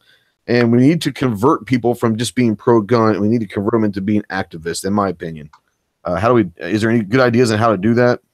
Well, one thing I can say for sure is inform more people about the 2A Rally Facebook page, and tell people to put that on here right go now there and check it out so they can go ahead and see what it's about and get involved with it and help maybe some people know something about organizing for those things, as well as get out to your local neighborhoods for those people, especially in smaller neighborhoods, maybe get some flyers or hang with some flyers on the poles. Link to the Facebook page on the edit and try again. And just get the word out for small things like that so we can help grow them. And hopefully we'll have a better 2A rally this coming, whatever the date was. I don't remember it off the top of my head, because I know some states. I think it's just going to be different, I think, depending on the state, honestly. Right, because I know some states really needed to respond to certain things immediately. Yeah. And my thing is when we start talking about the 2A Capitol rally, I think obviously for a picture, a photo op scenario, obviously the more numbers we have at these places, the better, because it looks like a greater photo op. But you can still get quite a bit done with a small group. Even if you only have, let's say, 10 people that show up, that's 10 people that took time out of their lives to come to the Capitol and at least show their support of the Second Amendment. So what we can do is, with those 10 people, is we ask every one of those 10 people to go get 10 people for the next one. And then that rally, we have everybody go get 10 more people. And I think people are so worried about the numbers of how it looks. Me personally, I live in a state where I'm not going to have as many as California, Texas, just because we're a very, very small state to begin with, population-wise. I was very happy to have the turnout that we did have at our Capitol rally. And every single one of those people I tasked them, said, look, whenever we get this next one done, I want you to bring 3, 4, 5 more people with you. Bring some buddies, and until then, go find some people that have never shot a gun, that aren't necessarily anti-gun, just never shot a gun. Maybe get them to the range and kind of transition them into being gun people. And that's how it's going to have to happen is slowly but surely. You can't force being an activist down someone's throat, but I think we can show them the way to activists, how to be an activist, and maybe they choose that route. But TAC, how are some things in Florida that people are using to? Is it just emotion at this point that on either side that these rallies are going to happen? But I mean, is there a way to get people that don't mind guns, but to get them out and actually rally for the Second Amendment? Is there a way? I will follow up the comments I made earlier saying that there's a lot of people here that don't like guns and don't own guns. There's also quite a few that do. Right. I think I've said this before publicly. It's no big secret. I've got in my neighborhood firefighters, police officers, just on my street, a federal instructor, another guy that I know for a fact, a couple responsible dads, and myself. So a lot of safety. Like 100%, I absolutely know that guy has guns, shoots guns, etc. The other part of that is back to what you're asking. There's been as many people as you saw question me last night. There's been equally, if not more, people that have said to me, it's time to have these conversations. Let's do it. So almost inviting to start up a group of some sort on Facebook or something like that, where we could say, all right, let's all have these conversations that some people are yelling at, but then we could, have a strong voice that makes it more sense than just throwing out something like, hey, should we talk about 1821? Maybe there is really some data out there. Maybe there really is a proposal that could come together. I don't know. Like I keep saying, I don't have the answers, but I want to ask the questions to see if there are answers instead of just a straight up, the answer is absolutely not. Can't talk about it. Don't want to talk about it. Right. Well, it's either way. Yeah.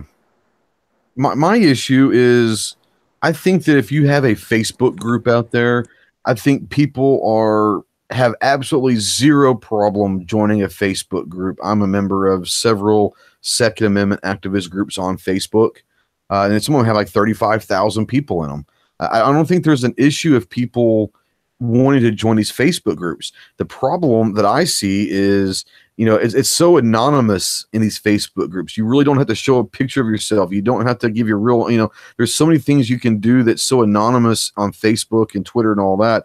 But when you take that same group, let's say it's 35,000 people are involved in this group, and you say, all right, guys, we're all going to meet so-and-so, you might have 20 of them show up. And that's the biggest problem is having someone who the keyboard commando is willing to be an activist on their computer, but when it comes down to actually putting themselves out in public and showing their support in an actual reality sense of the word, it doesn't happen very often. Now, obviously, we can use those keyboard commandos in a way that maybe they can help email flyers, email stuff to different gun shops and all that, utilize them.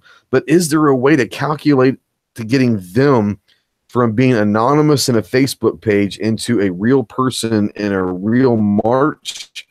And that's the thing, the toughest. Anyone's willing words on a Facebook page, hey, I'm in, I'll do whatever needs to be done. And then when it comes right down to it, they disappear.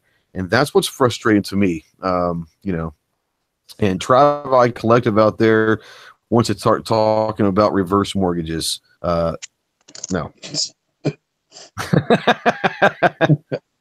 I think the thing about it is a lot of times we people on our YouTube channels, we talk and we've got our little names we go by like Ghost Tactical and Gizzard Gary and stuff.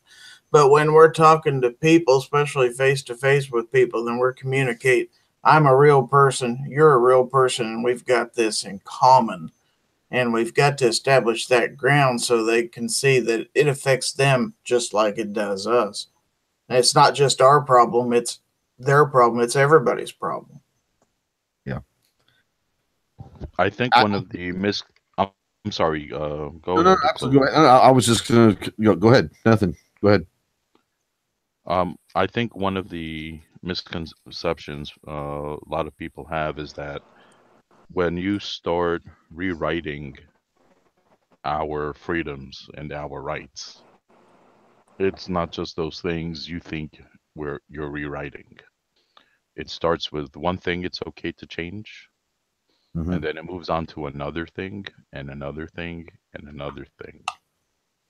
So we really all, left, right, whatever you want to call, really need to rethink the way we think about these things, because once you start, I mean, really, really, really infringing, like some of these states are really going at it, you start to lose one right, lose another right, lose another right. You rewrite the Constitution, we lose a lot more than just the things that we enjoy as free people. We start losing the country that we're in. And if you don't have a country, if you don't have borders, what do you have? Yeah, I mean, that's the whole thing that I'm trying to get with this whole point is we have to become a community before we do anything, because we're so divided politically these days. Everything is left versus right, and we forget that we're Americans before anything else. We're Americans before we're a Republican, we're a Democrat, we're a Libertarian, whatever you want to label yourself is fine, but we're Americans. And there's so much hate in America right now. I understand that the Civil War was based on a lot of things. One of them was slavery. But I can't imagine, honestly, the country being any more divided than we are right now. And that's scary. We're so divided on so many different social and political issues that we're almost ripping ourselves apart. And we have to find. Are we really, or is it just the extreme voices that get the most attention because of today's world with electronic media? Well, here's the thing: I don't think we truly are. But here's the thing: I'll say this, Kevin, is the more and more you see and hear the extreme voices on TV, whichever side you choose, that's what people are going to gravitate towards, because that's all they hear. They're going to sit there and say, well, that must be right, or that must be the way. I think that's a dangerous slope, because I think that the more we don't hear about the middle, we hear about the extremes. I think that's where people are starting I don't think Ghost was either you're here or you're here, and that's scary. I don't think Ghost was there's an awakening I don't think Ghost. Yeah, I don't think Ghost was referring to any specific set of individuals. No. Because when I was saying it, I was saying it to everybody on the right and everybody on the left. Right. When you start losing one, the others start to follow. It's a domino effect. Yeah. And I do understand exactly what you're saying, Kevin, and I agree with that. What I'm saying to you is I worry that the more and more that the average moderate person, because I think the majority of America probably is moderate. I'm a very fiscally conservative person. I'm a very much of a constitutionalist.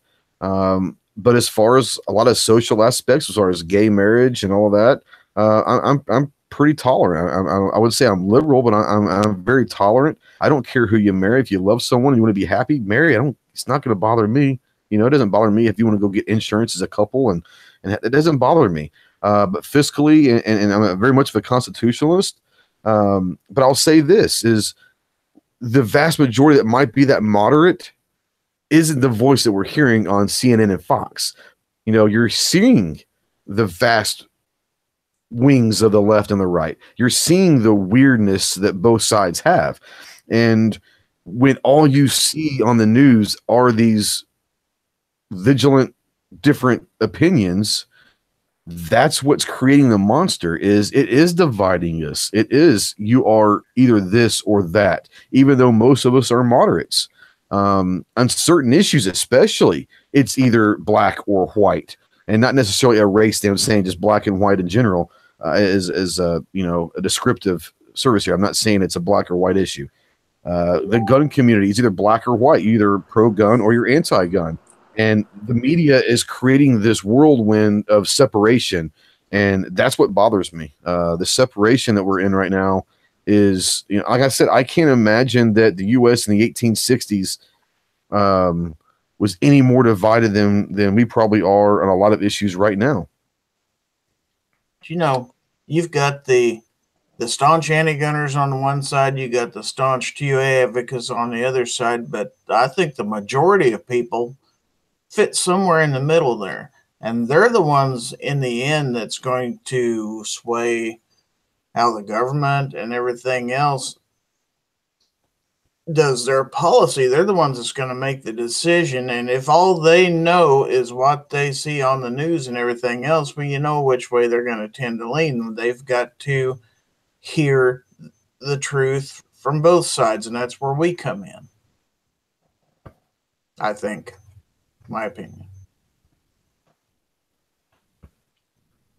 I agree, Gary. When I was up at the Capitol, I actually really had a few great conversations with some people that showed up with anti-gun propaganda. And, the reality is we all sat side by side next to each other and watched this hearing on TV. And the real reason we're all there is because we care about each other. We may care and want to take care of each other in different ways, but the reality is we all are important to each other, and that's why we get so excited or so take such a hard stand on our beliefs, is because we do care about the others in our community and we want to be okay, like as a whole. Yeah, Tardot's out there talking about the rallies again. I'm going to try to bring this back to the rallies for a second, saying that instead of doing it all on one day, maybe having it a month of rallies, what might be a better idea, because it might be easier for someone in the state to do it one weekend than others. But I think that's not a bad idea. Is if we say, April or May is rally month, and we call it rally month, and every weekend or every state has their own days they can pick throughout the month of May, and kind of spread it out over a month of coverage. But it also might allow people to attend more than one rally. If you're close to a border, like I'm close to Tennessee, Missouri, Texas, Mississippi, Louisiana.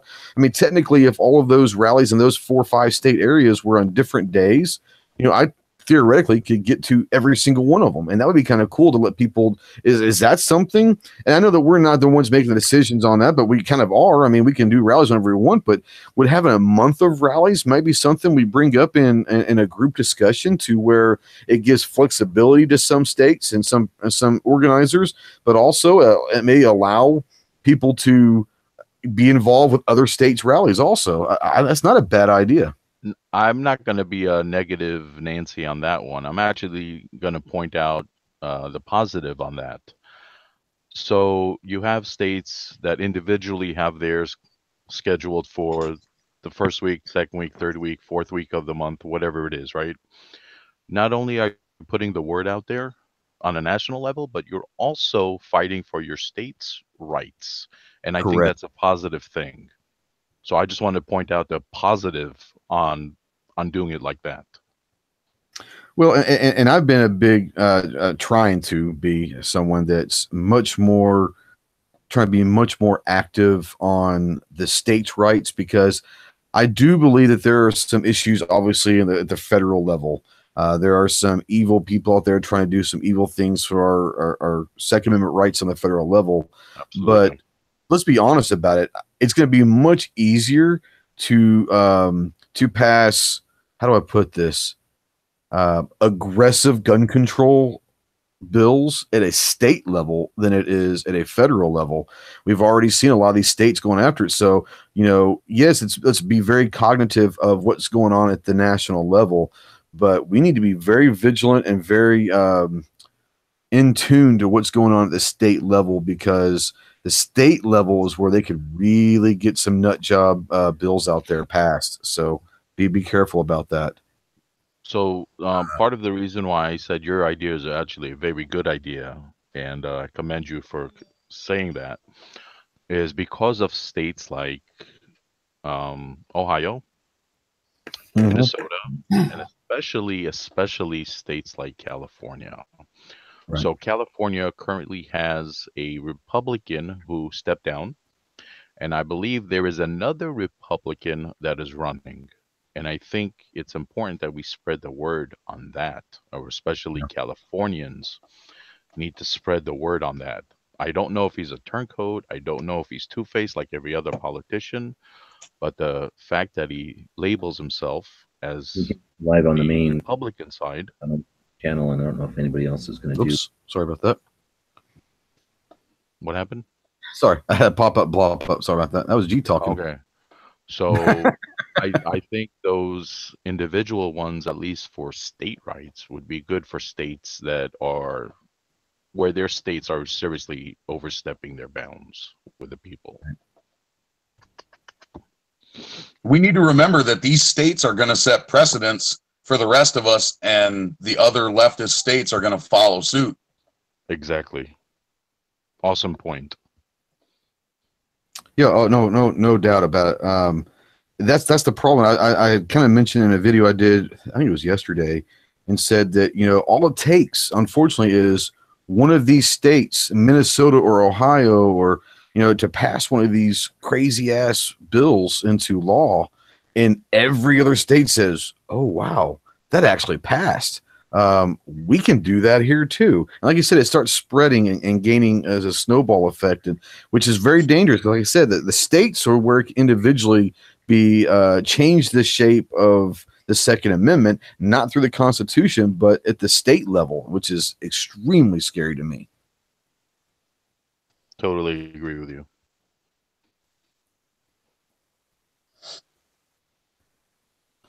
All right, let's see what's going on out here in the chat real quick. Let's see here. Talking the main focus in our state reps that are in Washington, they're big deciding factors.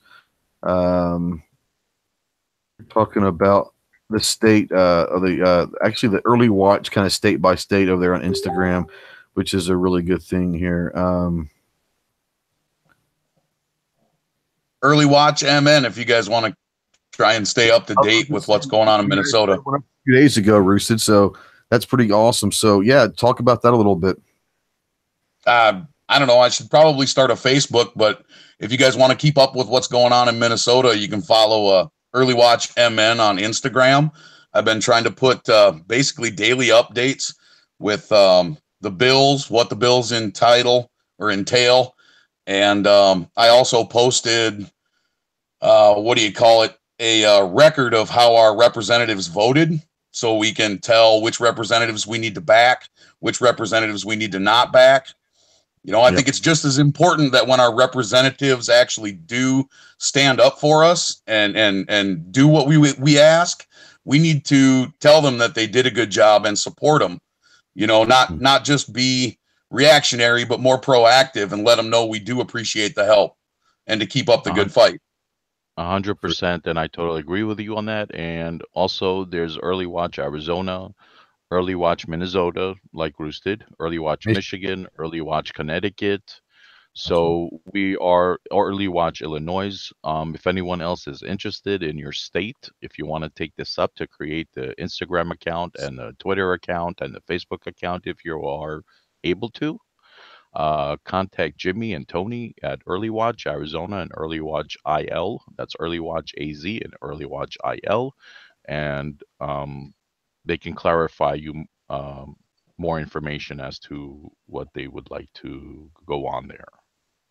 Yeah, if you guys have any questions about the Early Watch and how to get one started, feel free and get a hold of me. Basically, as long as you open the Gmail, Jimmy takes care of the Instagram account, and then you can open a Twitter, and it's pretty much on from there. Awesome.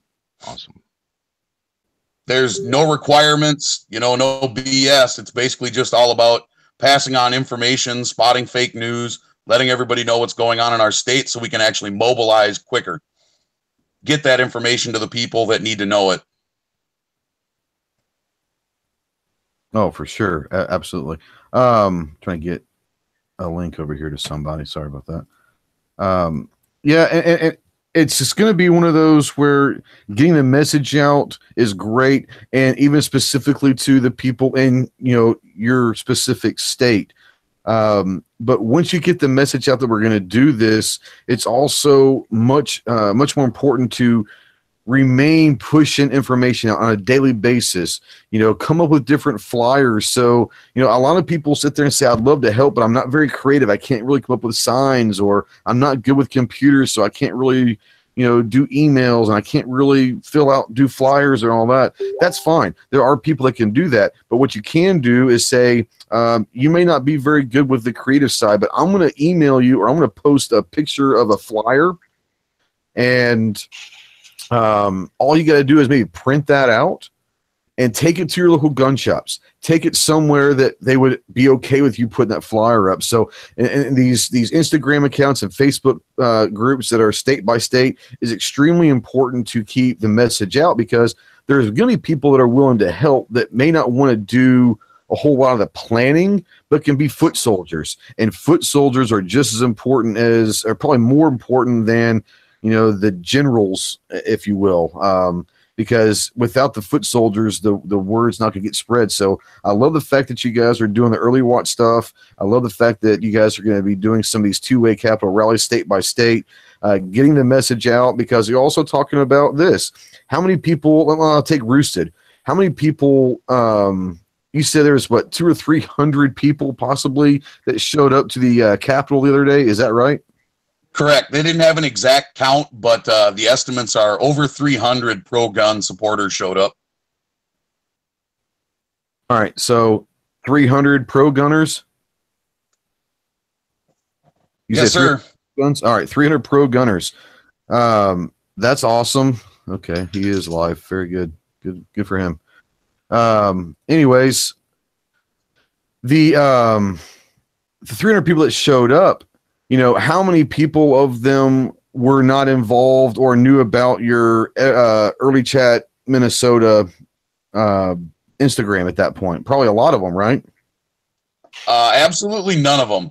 I passed the word to a few different guys. I gained a few more followers through that. Right. It's a lot of networking. I ran into a couple of guys that wanted me to look into joining their organization.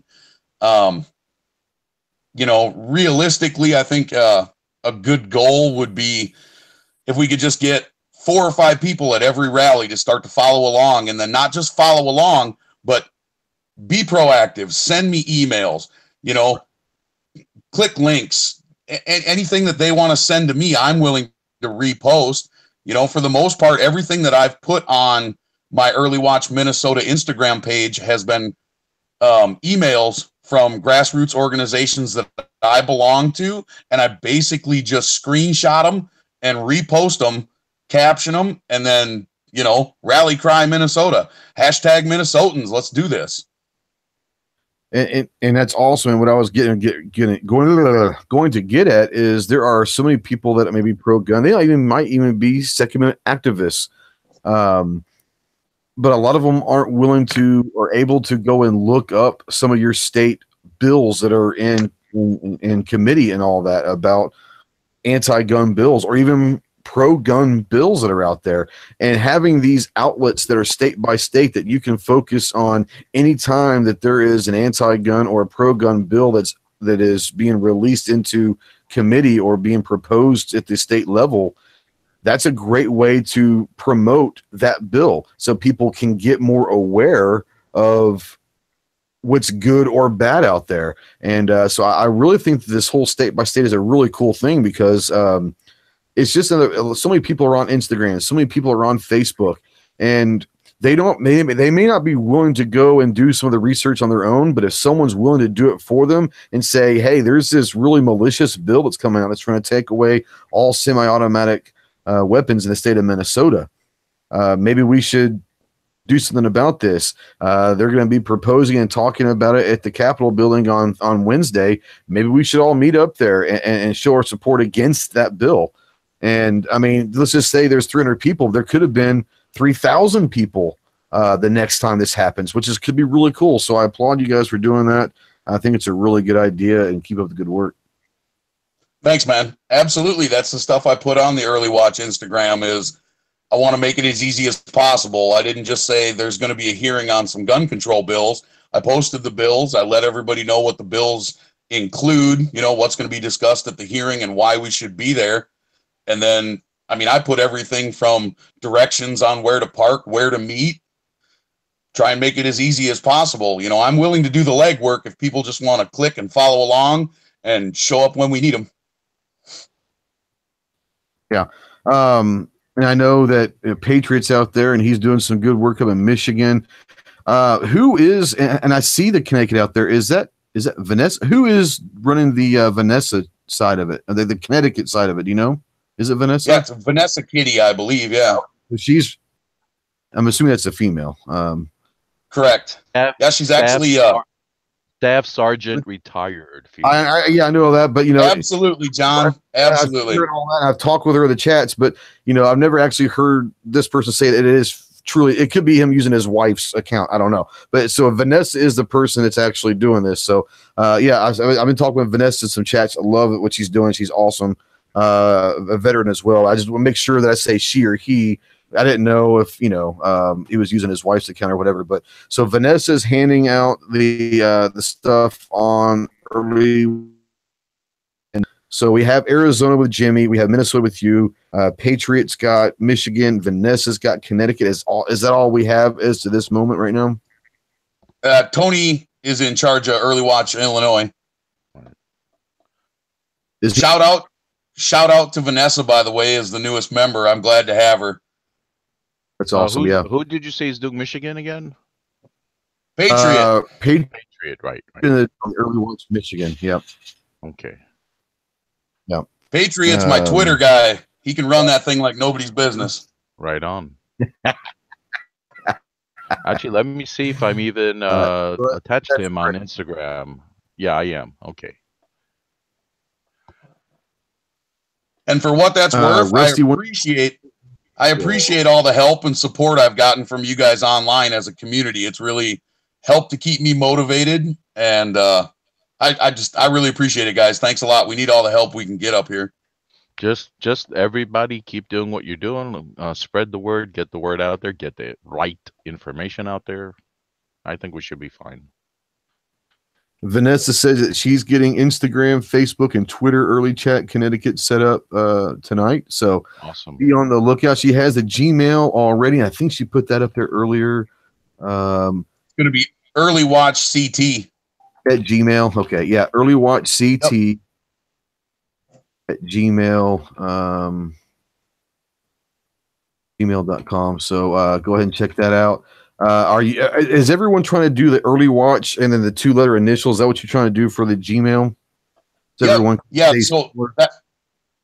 that way all our emails and everything matches, because if we all start tweeting from one place where it's Early Watch, whatever our state is, right, it makes an impression. It's something you can remember. Yeah, and I think that's a really good idea, because if you just know that's Early Watch, and then all you had to do at that point is just know your own 2 states, letter abbreviation, which hopefully everyone knows their 2 states abbreviation. If you've ever written on an envelope or anything like that, or filled out a form. I try to forget mine every now and then. Well, I'm not saying that you want to have that abbreviation, but you should know that abbreviation. Yeah, I know. All right, guys. Well, we've been going on for quite a while here, and I know G started up his, so I don't want to step on too many of his toes. We'll let G kind of take over for the Every Second Matters. This is not about my chat anyways. It's about the Second Amendment and what we can do to help spread the word. So anyone that wants to jump on and do an Every Second Matters video or live chat, please do this. What this is all about. Get out there, support a Second Amendment by open carrying or whatever. Get out to the range. Take someone new to the range. Do anything you can to promote the Second Amendment. There are so many different ways you can do that. It might be an Instagram post. It might be a Facebook post. It might, whatever it is, whatever you can do Let's get out there and promote the Second Amendment. Please go check out GunChannels.com. It's a great pro-gun, pro-Second Amendment community. A lot of great activists over there. Most of the people that you watch on the nightly shows, which there are so many nightly shows now, it's awesome. Most of us are over there on Gun Channels, and we hang out over there quite a bit. So come check us out. Come hang with us. It is free to join. I'm going to put the link out there on the on the YouTube site, because if you're on the Gun Channel side, well, you've already got it, obviously. www.gunchannels.com. There it is. Go check us out. Open carrying, don't have my CCW. I'm torn on getting it. I'll put it to you this way, Rusty. I tell anyone that is able and willing to get your CCW to get it for no other reason. Typically, if you have a CCW and you go and take the time to get that class and the certification, then a lot of that pushes people to get more involved with guns. I'm being dead honest with you. If you own a gun, but you're not really a big person on gun rights or anything like that, and you go get your CCW, you're almost going to feel more obligated to get more involved in guns, at least go to the range and practice. So I encourage anyone and everyone that's able or willing to get their CCW to get it. It doesn't mean you have to carry every day, although I do recommend, if you're going to carry, you need to carry every day to be more proficient and more comfortable with it. But that's as big of a statement as any. Not because if you're carrying a gun, but protecting yourself and others around you, but more importantly, and it sounds bad, the open carry is great, because the greatest thing about open carry is it sparks conversation. Now you might get some people that are mad. They might even call the cops because they see someone carrying a gun. They don't know that if you're in an open carry state, it's legal, but you might get, he's a guy carrying a gun. But what does that do? That sparks a conversation. And that's just one more invitation that you can have a conversation with someone and explain to them why you carry. What's the importance of carrying? What's the importance of the Second Amendment? And you never know whose mind you're going to change. So let's stay vigilant out there as far as supporting our rights. Do not give an inch. Do not let them rewrite the Constitution. Stay vigilant of that. Start conversations. Go and support your local gun shops. I know that some of your local gun shops, gun prices may be too high for you, but there are other things that you can buy that actually make the gun shops more money than a gun. Buy your targets there. Buy your cleaning supplies there. Buy your grips there. Buy your holsters there. There are so many different things that you can do to support your local gun shop than just buying guns. Guns and ammo, if you can get them online or somewhere else for much cheaper, go for it. Something as simple as a patch or a T-shirt or a hat, even. Patch or a T-shirt. I bought a T-shirt. Speaking of which, I bought a T-shirt last week at one of my other smaller gun shops, and it says, "I'm here," and it has a picture of a gun, a pistol. It says, "I'm here," and it says, "This is no longer a gun-free zone," which I love. I said I had to get it. That's awesome. So like $20, and I said, "Oh my God, I love this shirt. I got to get it." So I got it, and it says, "I'm here. This is no longer a gun-free zone." So I thought that was a pretty cool. Anyways, no, Rusty, I am not trying to tell you to go get your CCW. What you said is you were torn, and once again, you got to do what's best for you. But as someone who believes that a CCW is in fact promoting the Second Amendment in itself, I'm all for it. But like I said, if you're not going to carry, you don't want to carry, then there is no reason for you to go spend the time or the money. If you just haven't had the time or found the reason to go do it, then go do it, man. Welcome to the club. But that's just, that's neither here. That's an individual thing, but I'm all for anyone who's able and willing to get their CCW to go get it. Ellis. Let's see here. Before we go out here, Jim Burgess says, "My local gun shops are killing me with ammo prices." Yeah, like I said, guns and ammo, gun shops don't make very much margin at all on guns and ammo. They make their margin on other things. So I understand if you don't want to buy your guns and ammo from them. But what I typically do is I find a deal online for a gun that I'm going to get, and then I go to my gun shop and say, "Hey, I found this online. If you can match it, I'd much rather you have the money." And You know, if not, then I'm going to go there. And sometimes they will. They'll say, yeah, I can do that. I can do that. That's fine. Or sometimes I say, man, I just can't do that. I'm actually losing money. Hey, no problem. And then I'll go buy, when that gun comes in, I'll go buy the holster from my gun guy, my gun shop. So, you know, there's always a ways around that. So just, you know, stay supportive. Let's see here.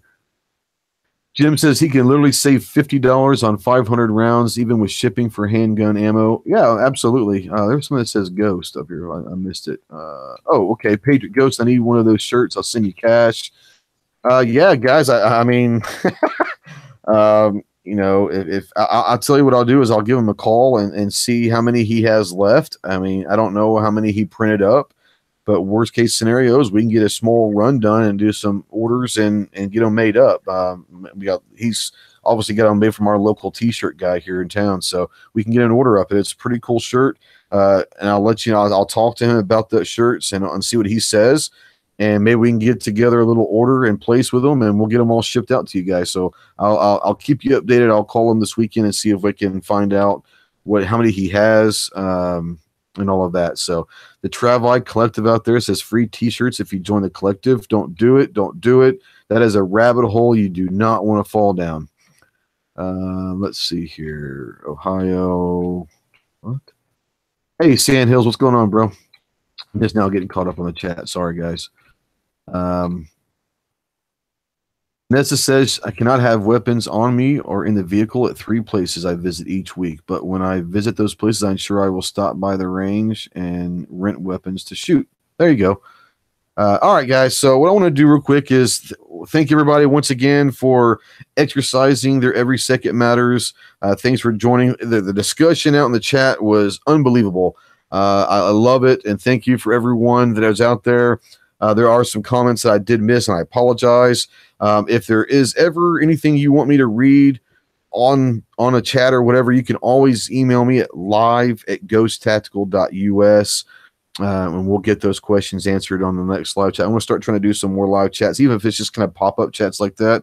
And I know that Clover and Tack, I don't even know if they're really still here. Their avatars are still, they have not said a word. I know I've been taking over a little bit, and I apologize, but I'm going to run through the room and let everyone speak their piece about anything they want to talk about, promote anything they want to talk about. But if they have anything that they want to talk, this is the time to do it. So, Clover, I'm going to start with you, buddy. Yeah, I mean, I just remind everybody, you know, stay vigilant.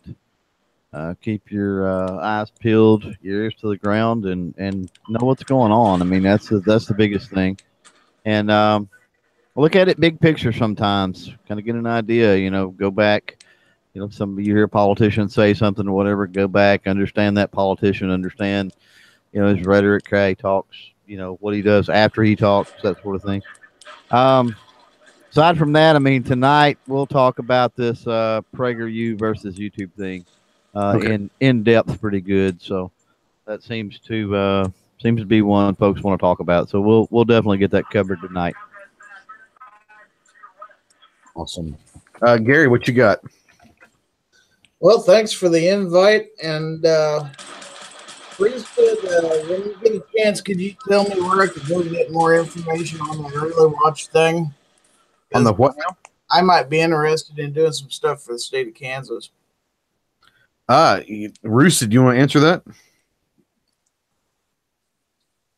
Is Roos still with us? I don't know. Sorry, guys, I have myself muted. Get on it, Gary. We'd love to have you. What do I do? Where do I go? Early watch, whatever your state's initials are, and then email Jimmy from that account and let him know you got it on lockdown, man. Okay. Do you have image templates or anything to use for like avatar photos and stuff? Or? Nope, nothing yet, man. I use a Minnesota license plate. I did a quick logo for Patriot with the state logo and all that, but I don't know what they're, you know. I think that as long as you make, I think it would be kind of cool as y'all come up with a similar logo for each state. You just kind of change the state or whatever. It'd be kind of cool so everyone knows like, kind of logo. The basic circular background with the state from the map. Just copy and paste that. State early watch, whatever state. That'd be kind of a cool logo. And then just put the 2 letters inside the state. Yeah. We can do Yep, absolutely, John. That's kind of what I got running through my head. I'm going to need a little help getting one designed. Well, if you But do, that's kind of what I was thinking. if Was you the need help, sniper's reticle? if you need help, the John Z Project at gmail.com, and we could try to get a basic template for all the states. Yep. And I could send it to you guys. You can edit it and just add your 2 letters to it, and be done. Yep. It's a movie. Perfect. Thanks, John. You got it. Yeah, and I want to say thank you to. I'm going to continue to finish with everybody. I've been quiet. Thank you to Roosted, to Patriot, to Vanessa, to Jimmy, and to Tony, and to everyone out there that is doing the early watch different states, because I think it's going to be great. So, yeah. All right. Sorry about that, Tack. What were you going to say? Was that Kevin that was saying something? He said he was talking too much. No, I said I haven't been saying much because I'm sitting here in shock, Trey. What did you do, or what did I do? You don't buy your holsters at TacDaddy.com. I'm just Ooh. trying to figure out that math, but we'll have a conversation. Maybe you need We'll have a coupon conversation code. about Tactical that. coupon code. Someone is in trouble. I can buy Nah, different I'm just holsters messing with you. guns. I can hook you guys up. Anybody that watches these shows or participates in this, shoot me a message anytime if you're looking for something. I have access to other products other than the stuff you just see on the website. So if you're looking for some special brand or whatever, just let me know. I'm looking for the brand. It's called Freedom. Thanks. Appreciate I haven't found it yet. being here. Hey, Tack, thanks for joining us. And like I said, I really enjoyed the show last night. You know, I enjoy some of that free for all that it kind of got into with you and Ross, because there was emotion involved, and it's good to see emotion get involved at some point. But I really enjoyed last night. Thanks for letting me be on that last night. I enjoy every time I get an opportunity to be on that. It's a great show. Guys, go check out Gun News Weekly every Thursday at 9 Eastern on Kevin the Tack Daddy's YouTube page, or gunnewsweekly.com.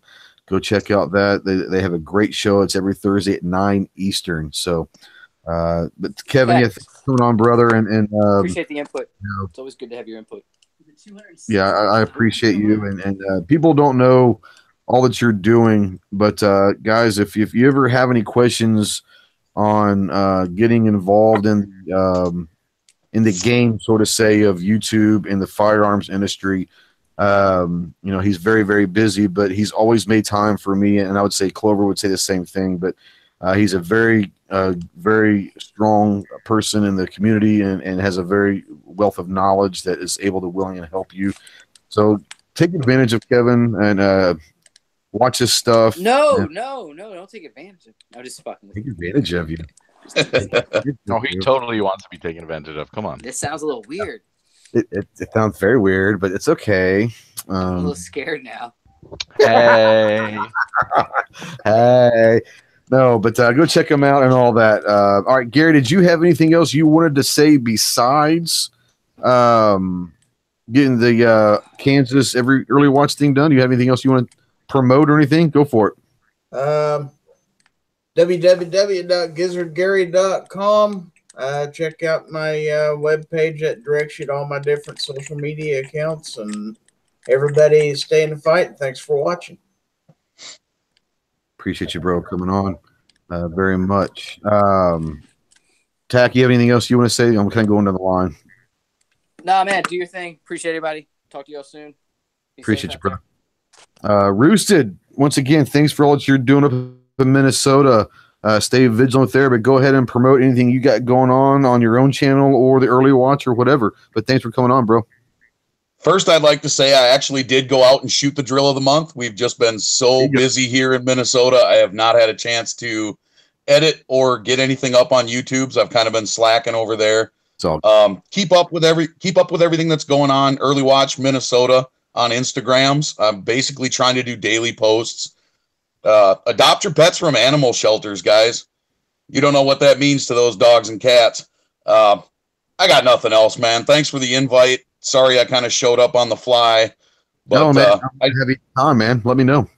I really do appreciate you letting me be here and get a little bit of voice out from Minnesota, man.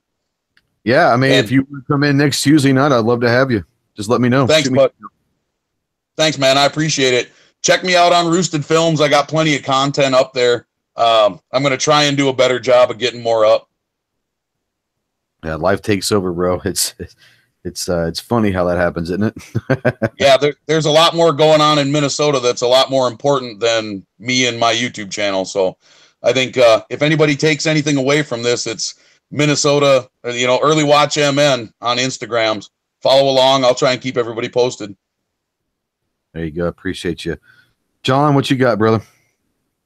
Just thank you for the invite, and thank you everybody for hopping on the panel, and thank you for everybody on YouTube and the Gun Channel side for joining us. And just wanted to say, go ahead and check out gunchannels.com where you can catch all these wonderful creators and so much more. Thank you. Thank you. And John, thanks for always joining. And John actually kind of produces the Tactical Tuesday show for me on Tuesday. So go check him out on Instagram. He actually has an Instagram account. He's over there. But yeah, he supports so many of the channels. He's on so many of the chats. He actually does the producing for Unloaded Media every week as well. So yeah, go check out John. And John is one of those guys. He's kind of the glue guy. He's the glue that holds a lot of our shows and channels together. You've got several out there that like Grim and that don't necessarily produce much content or if any content, but they're the glue that kind of holds the whole community together. So we need guys. I don't know if I'm the glue that holds it together. I'm more like the 30-year-old Elmer's glue that you sniffed in pre-K, but I do what I can. Yeah. Appreciate you, Clover. I just saw that. Thanks, man. No, guys, like I said, this is Every Second Matters, and we kind of got off on a little bit of different forks in the road, but we try to keep it about the Second Amendment in our guns. Especially right now, it seems like every month something's happening to where the Constitution, especially the Second Amendment, is under attack to a certain extent. And so it's always nice to have a day that, we should be doing it on our own anytime, everywhere.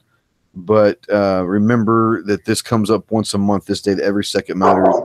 Don't be afraid to post your own video. Don't be afraid to do your own live chat. Even if you've never done one before, go ahead and just go live and see what happens. You never know.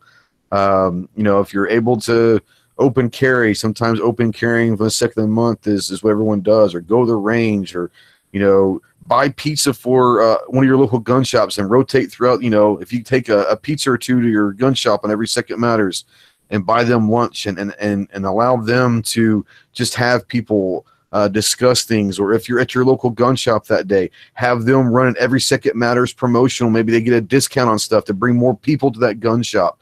Anything you can do to help your local gun shops or the Second Amendment in general, but usually the local gun shops are very accessible and maybe doing something like that where, you get a headquarters and they know that on the second of every month, they're going to have a promotion and you might be able to get this or, whatever the discount may be or whatever. But there's always something you can do to help promote the Second Amendment. So stay vigilant.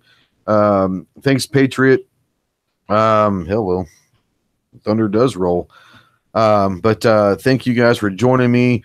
Thank you guys, everyone in the chat. It was awesome on the Gun Channel side, Raf and Chris and Ohio 45, Moon, Gizzard, Gary, John,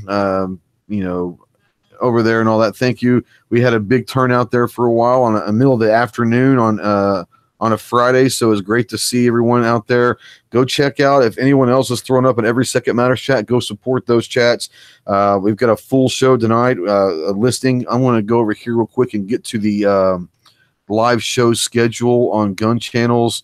It's a full house tonight on Friday night as ever. So at 7 Eastern, you have the Right of the People for Budget Guns and Gear. It's a great one. This could be a really good one because this is more of a Second Amendment thing, and it just happens to fall in the second. So Budget might have a really good show tonight. Not that he doesn't always, but this could be an interesting one.